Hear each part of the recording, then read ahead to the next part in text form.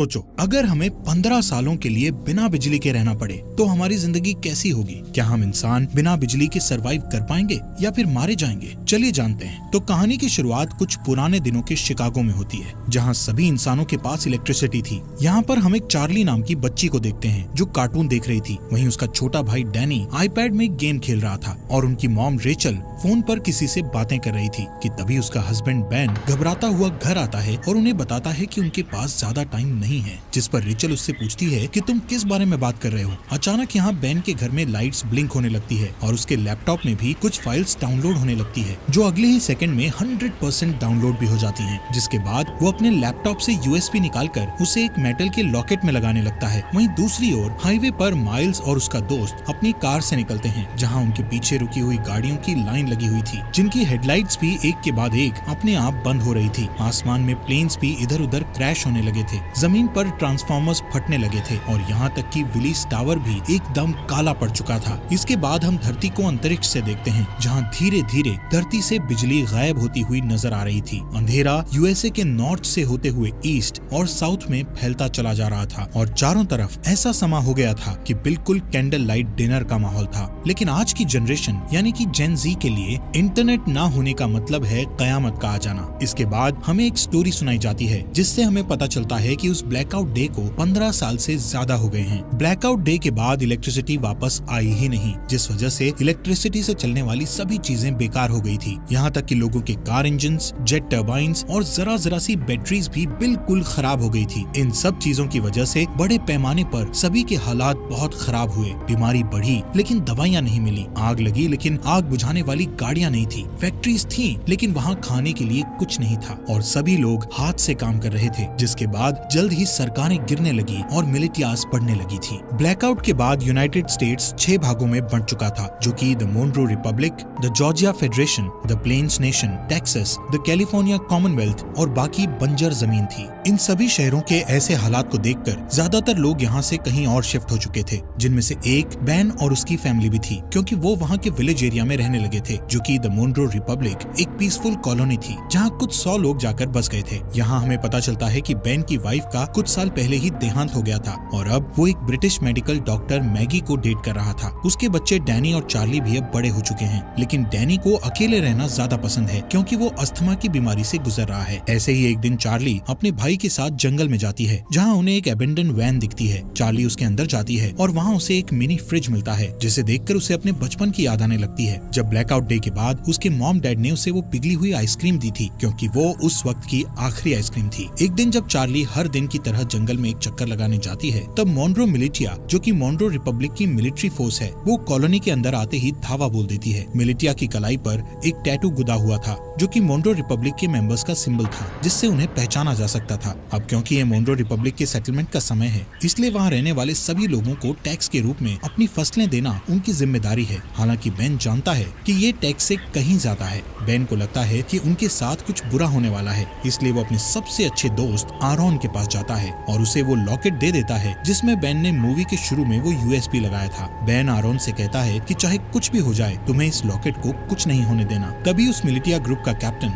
Major Tom navel वहाँ आ जाता है और बेन को अपने साथ चलने के लिए कहता है। वो उससे उसके भाई माइल्स के बारे में पूछता है, जिस पर बेन कहता है कि वो माइल्स से पिछले 15 सालों से नहीं मिला है। वहाँ मौजूद सभी लोग डर के मारे देखते हैं कि मिलिटिया ग्रुप अपने कदम वापस लेने लगता है कि अचानक वहाँ डैनी आकर उनकी ओर क्रॉसबो पॉइंट करता हुआ अपने डैड को ना ले जाने की धमकी देता है। बेन उसे शांत करने की कोशिश करता है, लेकिन इससे कोई फायदा नहीं होता और गलती से डैनी उन पर गोली चला देता है, जिससे वहाँ मौजूद एक दुश्मन मारा जाता है। ये देखकर एकदम से सभी लोग मिलिटिया पर हमला करना शुरू कर देते हैं, लेकिन इस लड़ाई में उनका कोई मुकाबला नहीं होता और कई लोग मिलिटिया द्वारा मारे जाते हैं, जिसमें टॉम और बाकी लोगों को छोड़ दिया जाता है। लेकिन मिलिटिया ने डैनी को बंदी बना लिया था। कुछ देर बाद जब चार्ली वापस अपने घर आती है, तो यहाँ वो अपने डैड को खून में लथपथ पाती है, जहाँ वो अपनी आखिरी सांसें ले रहा था। वो उसे बताता है कि डैनी को मिलिटिया के लोग किडनैप करके ले गए हैं और अब उन लोगों की आखिरी उम्मीद सिर्फ माइल्स ही है, जो शिकागो में कहीं रह रहा है। चार्ली रोते हुए अपने डैड को बचाने की कोशिश करती है, लेकिन बेन मरने से पहले उसे अंकल माइल्स को ढूंढने के लिए कहता है, जिसके बाद उसकी मौत हो जाती है। अपने डैड के ऐसे मरने मरने से चार्ली पूरी तरह टूट चुकी थी, लेकिन उसके पास शोक मनाने तक का टाइम नहीं था।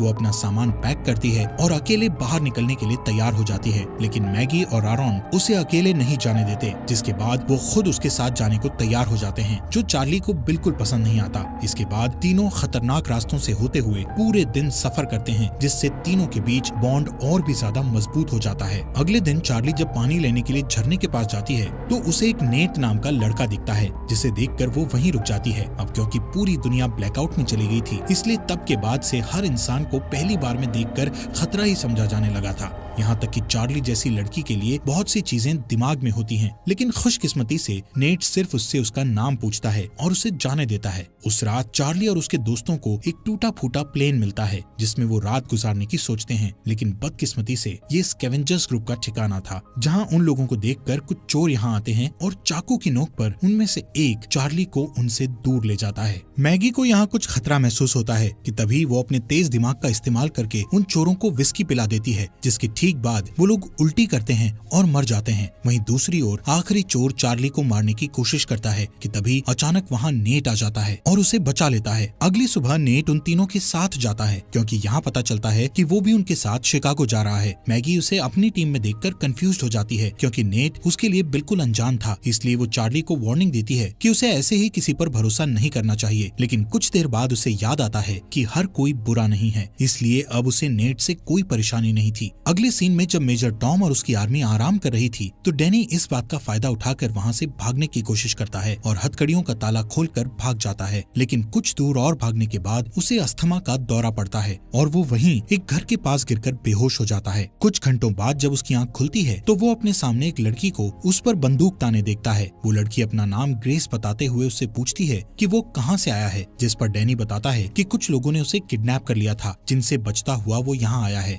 ये सुनकर वो लड़की बंदूक नीचे करती है, जिसके बाद वो उसे अस्थमा पंप देती है और बताती है कि ये उसके मरे हुए बेटे का है। इसके बाद हम उन चारों के ग्रुप को देखते हैं जो फाइनली शिकागो पहुंचते हैं, जो कि मोनरो रिपब्लिक में ही है। यहाँ देखने लायक बात है कि रिगली फील्ड पूरी तरह से आईवी प्लांट से कवर्ड है, सड़कें मछुआरों से भरी हुई है और फोक्सवैगन बीटल जैसी गाड़ियों को घोड़े की बग्गी में बदल दिया गया है। बेन की बताई जानकारी के बाद वो सभी एक होटल में पहुंचते हैं। बारटेंडर से माइल्स के बारे में पूछते हैं। पहले तो वो बारटेंडर माइल्स नाम के किसी इंसान को जानने से मना कर देता है, लेकिन जब चार्ली उसे अपने डैड बेन के बारे में बताती है कि हाल ही में उनकी डेथ हुई है, तो वो बताता है कि वो खुद ही माइल्स है, लेकिन वो उन सभी से अपनी पहचान को छुपाए रखने के लिए बोलता है। कुछ बाद माइल्स अपनी भतीजी को अंदर ले जाता है और उससे प्राइवेटली बात करता है, जहां चार्ली बताती है कि कैसे मिलिटिया ने उसके डैड को बेरहमी से मार डाला और डैनी को किडनैप करके अपने साथ ले गए। जिसके बाद चार्ली उससे पूछती है कि वो लोग हमारी फैमिली के पीछे क्यों पड़े हैं, जिस पर माइल्स कहता है कि जरूर बेन कुछ न कुछ उस ब्लैकआउट के बारे में जानता था। वो कहता है कि मोनरो रिपब्लिक के लीडर जनरल मोनरो एक क्रूअल डिक्टेटर था, जो पूरे देश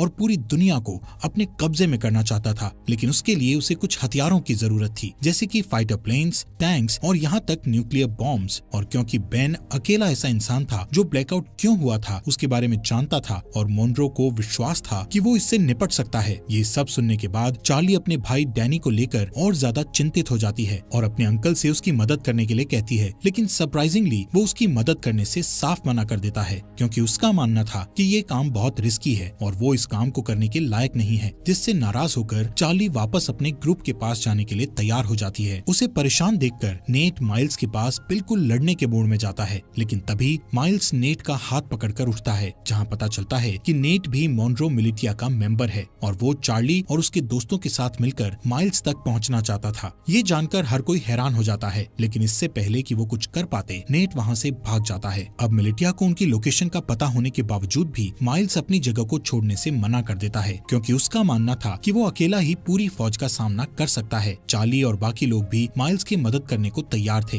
लेकिन माइल्स गुस्से में उन पर चिल्लाते हुए उन्हें यहाँ से दूर जाने के लिए कहता है। कुछ ही देर बाद नेट अपने साथ बहुत सारे आर्मी सेना को लेकर माइल्स से लड़ने आता है, लेकिन इतने सैनिक होने के बावजूद भी माइल्स सभी से बड़ी सफाई से तलवारों का इस्तेमाल करके लड़ता है और एक एक करके सबको मार देता है। जिसके बाद वहाँ चार्ली और उसके दोस्त वापस आ जाते हैं और माइल्स के साथ लड़ाई में शामिल हो जाते हैं। इसी बीच मिलिटिया का एक आदमी चार्ली को जान से मारने की कोशिश करता है, लेकिन अचानक से तभी नेट आकर उस आदमी को मार गिराता है। थोड़ी ही देर बाद माइल्स मिलिटिया के कैप्टन को जान से मारकर लड़ाई खत्म करता है। जिसके बाद वो चार्ली और बाकी लोगों के साथ डैनी को ढूंढने के लिए निकल जाता है, जो सुनकर भी सभी काफी खुश होते हैं। कुछ देर बाद माइल्स को अचानक से उस ब्लैकआउट डे का एक फ्लैशबैक याद आता है और यहाँ से सीन फ्लैशबैक में जाता है, जहाँ सारी दुनिया में अचानक अंधेरा छा जाने के बाद वो अपने दोस्त के साथ कार से बाहर निकलता है और अपने दोस्त के साथ मरीन कॉर्प्स बेस में जाता है, जहाँ हमें पता चलता है कि ये दोनों मरीन पुलिस हैं। यहाँ अंदर जाने के लिए उन्हें अपने हाथ पर बना वो एम नाम का टैटू दिखता है, जिससे पता चलता है कि माइल्स का दोस्त, जिसका नाम सेबेस्टियन मॉन्रो है और वो इस समय मॉन्रो रिपब्लिक का लीडर भी है। वहीं दूसरी ओर मेजर टॉम और उसके आदमी डैनी के फुटप्रिंट्स का पीछा करते हुए ग्रेस के घर तक पहुँचते हैं। डरी हुई ग्रेस डैनी को बचाने की कोशिश करती है, लेकिन जैसे ही टॉम उसे जान से मारने की धमकी देता है तभी वो पीछे हटती है और टॉम उसके घर में घुसकर डैनी को पकड़ लेता है। उनके जाने के बाद ग्रेस चुपके से बेसमेंट में जाती है और एक लॉकेट निकालती है जो बिल्कुल आरॉन के लॉकेट जैसा था। जैसे ही वो उसे दबाती है तो अचानक से कमरे में बल्ब चालू हो जाता है। इसके बाद ग्रेस उस लॉकेट को कंप्यूटर में लगाती है और किसी से चैट करना शुरू कर देती है। दूसरी तरफ जो ग्रेस से चैट कर रहा था वो बहुत खुश था कि मिलिटिया को उनके छुपे हुए राज के बारे में नहीं पता चला। यहाँ प्रेजेंट में माइल्स ग्रुप को अपने साथ ही रखता है, जो कि अपनी एक पुरानी साथी को ढूंढ रहा है जिसका नाम नोरा है, जो एक्सप्लोजिव्स बनाने में माहिर है। माइल्स चार्ली को बताता है कि अगर उन्हें डैनी को बचाना है तो उन्हें नोरा जैसे तेज फाइटर की जरूरत पड़ेगी। यहाँ टैवर्न में अचानक उनके ऊपर कुछ दुश्मन हमला कर देते हैं,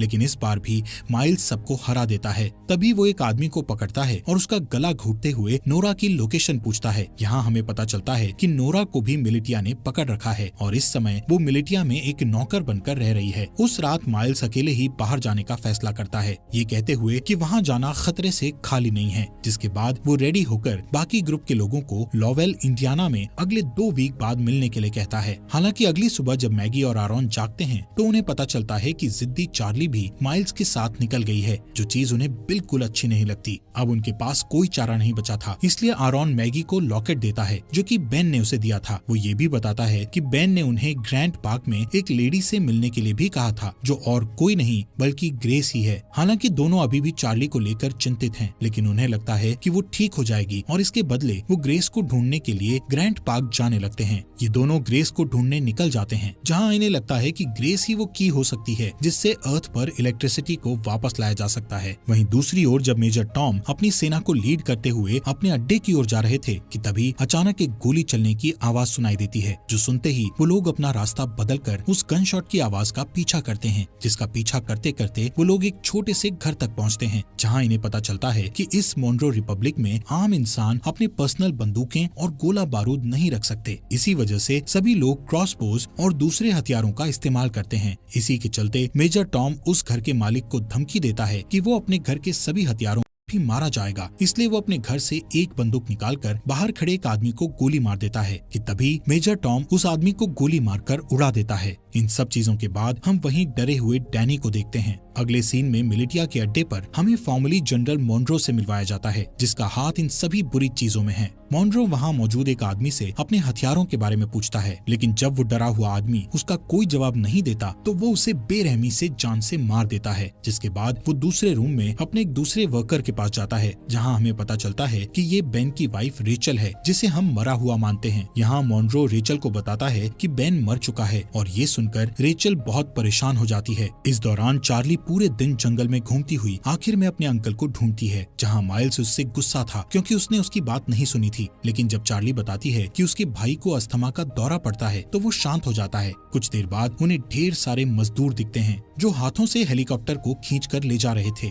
यहाँ पता चलता है कि जनरल मॉन्रो को विश्वास है कि एक दिन इलेक्ट्रिसिटी जरूर आएगी और उस दिन के लिए वो खुद को तैयार करना अभी से शुरू कर देता है। इन सभी मजदूरों में माइल्स नोरा को भी देखता है और चार्ली से कहता है कि उसे इतने सारे लोगों में से बचाना मुश्किल होगा क्योंकि यहाँ कई सारे गार्ड्स के पास स्नाइपर राइफल भी हैं। लेकिन माइल्स अपने दोस्त को हर हालत में बचाना चाहता है। वो नोरा को बचाने का प्लान बनाते हुए रात होने का इंतजार करता है और जैसे ही रात होती है तो सबसे पहले चार्ली डिस्ट्रैक्शन पैदा करती है और वहाँ मौजूद गार्ड्स को भगा देती है। फिर वो वहाँ गार्ड्स के पीछे छुप जाता है और आखिर में नोरा को बचाकर अपने साथ ले जाता है। लेकिन इस बात से नोरा नाराज हो जाती है क्योंकि वो खुद जानबूझकर कैदी बनी हुई थी क्योंकि उसे उनकी राइफल चुरानी थी। उन स्नाइपर्स के पास ऐसे हथियार हैं जो आम तौर पर मिलना मुश्किल हैं। कुछ देर बाद माइल्स नोरा से कहता है कि उसे अपनी भतीजी को बचाने के लिए उसकी मदद चाहिए, जिसके लिए वो तुरंत मान जाती है। लेकिन इसके बदले वो उससे स्नाइपर्स से राइफल चुराने में मदद मांगती है। माइल्स को ये मुश्किल लगता है लेकिन इस समय उसके पास नोरा की बात मानने के अलावा कोई चारा नहीं था। थोड़ी देर बाद वो तीनों पास की एक झोपड़ी में जाते हैं जहाँ वो तीनों डैनी को बचाने की प्लानिंग करते हैं। बारूद का यूज करके नोरा एक टेम्पररी हथियार बनाती है जिसका इस्तेमाल वो उन स्नाइपर्स वाले गार्ड को मारने के लिए करेंगे। लेकिन एक दिक्कत ये है कि इस हथियार का असर सिर्फ कुछ मीटर्स तक ही रहेगा, जिसका मतलब हुआ कि उनमें से किसी एक को गार्ड के पास जाकर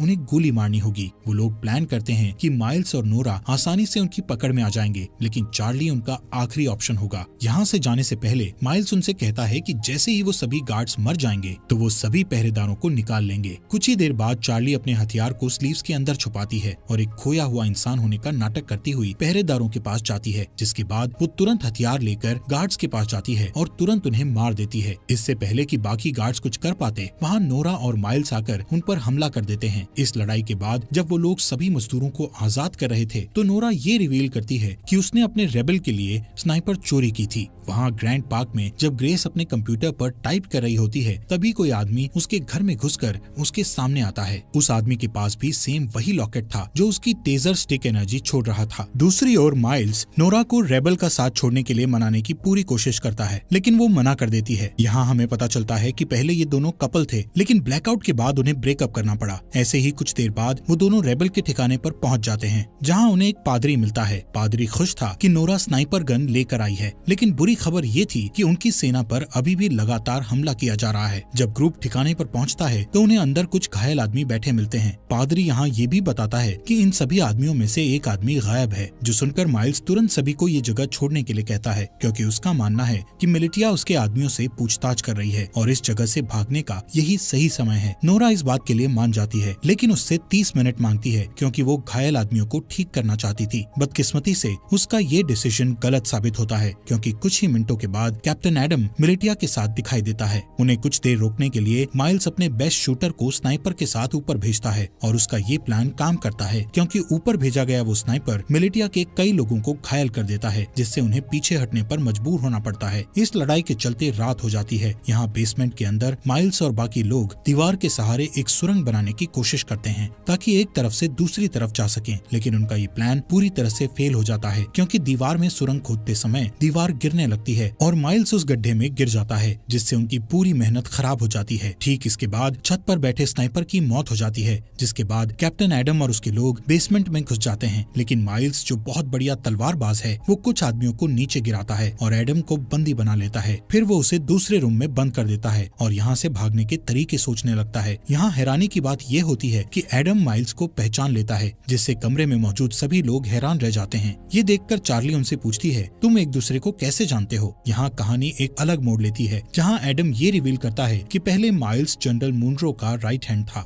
यहाँ तक कि माइल्स वो इंसान है जिसने मिलिटिया को लड़ना सिखाकर इतना खतरनाक बनाया है। लेकिन इतना रिवील होने के बावजूद भी माइल्स उन्हें मारने पर अपना फोकस रखता है। माइल्स उनके सामने एक डील रखता है जिसमें वो खुद को मुनरो मिलिटिया के सामने सरेंडर करेगा, लेकिन उसके बदले में उसके ग्रुप के किसी भी इंसान को कोई नुकसान नहीं पहुंचाया जाएगा। किसी वजह से एडम ये डील एक्सेप्ट कर लेता है। हो सकता है उसे अपनी जान की परवाह हो इसलिए। खैर, इसके बाद जल्द ही माइल्स को मुनरो मिलिटिया ले जाया जाता है। यहाँ से सीन फ्लैशबैक में जाता है जहाँ हम ब्लैकआउट के 2 वीक बाद का सीन देखते हैं, जब माइल्स अपने भाई को ढूंढने के लिए शिकागो आया था और उसका सबसे अच्छा दोस्त मुनरो भी उसके साथ था। वहीं रास्ते में उन्हें 2 आदमी मिलते हैं जिनमें से एक आदमी दूसरे को बहुत बुरी तरह पीट रहा था। एक अच्छा इंसान होने के नाते माइल्स उनके पास जाता है और अपनी बंदूक निकालकर उनमें से एक को गोली मार देता है। इसके बाद दोनों दोस्त उस बचे हुए चोटिल इंसान की मदद करते हैं जो और कोई नहीं बल्कि कैप्टन एडम ही था, और इसीलिए वो आज तक माइल्स की इतनी रिस्पेक्ट करता है क्योंकि उसने उसकी जान बचाई थी। यहाँ से सीन वापस प्रेजेंट में आता है। जैसे ही माइल्स मिलिटिया को अपनी जगह पर ले जा रहा था तो रास्ते में वो एक ब्रिज पार करते हैं जहाँ जहाँ अचानक से एक एक्सप्लोजन होता है जिससे सभी लोग चौंक जाते हैं और इसी दौरान नोरा और चार्ली माइल्स को उनसे बचा लेते हैं। वहाँ से जाने से पहले वो एक और एक्सप्लोजन करते हैं जिससे वो पकड़े न जाएं। वहीं दूसरी ओर मैगी और आरॉन जो ग्रेस को ढूंढने के मिशन पर हैं, आखिरकार वो उसके घर तक पहुँच जाते हैं, लेकिन उस घर में कोई भी नहीं था क्योंकि ग्रेस ने ये घर छोड़ दिया था। यहाँ आरॉन जो गूगल का एक पुराना एम्प्लॉय होने का दावा करता है और कहता है कि वो कंप्यूटर के बारे में बहुत कुछ जानता है। इसके बाद वो बेसमेंट में जाता है जहाँ उसे ग्रेस का कंप्यूटर रखा मिलता है, जिसे देखकर पता चलता है कि इसे हाल ही में बनाया गया था, जिससे पता चलता है कि यहाँ इलेक्ट्रिसिटी थी।